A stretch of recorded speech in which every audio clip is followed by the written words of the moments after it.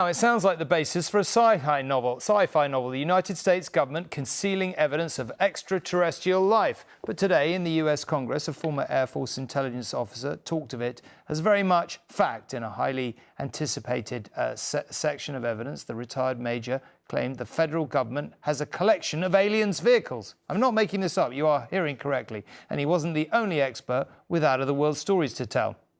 Flying saucers have invaded our planet. Washington, London, Paris, Moscow are key targets. Washington has seen plenty of close encounters by alien spacecraft in Hollywood films. Who could forget this cinematic upending of the political status quo? But today the US Capitol was confronted with some very real testimony as politicians heard from expert witnesses who insist there is something out there. The technology that we faced was far superior than anything that we had.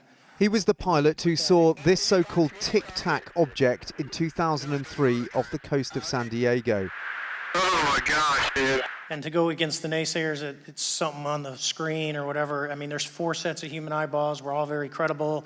He claims it was observed on radar descending from 80,000 feet on the edge of space. We have nothing that can stop in midair and go the other direction, nor do we have anything that can, like in our situation, come down from space, hang out for 3 hours and go back up. Another witness was former Navy pilot Ryan Graves. We were primarily seeing dark gray or black cubes inside of a clear sphere. I'm sorry, dark gray or black cubes?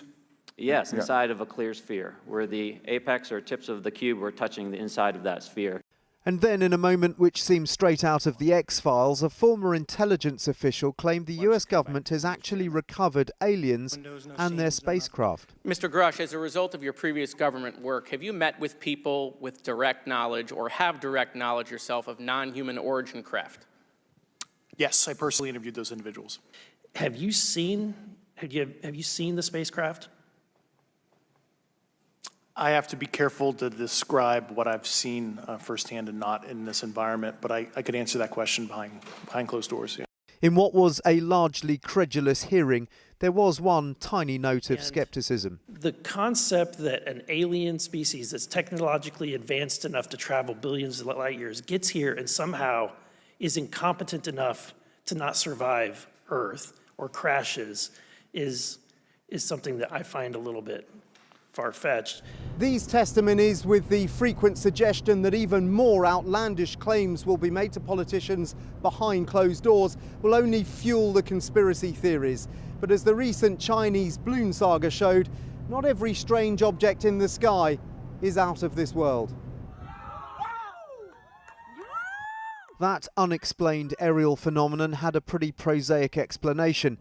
The truth is out there or up there, unless, of course, it's been shot down. Dan Rivers, News at 10, Washington.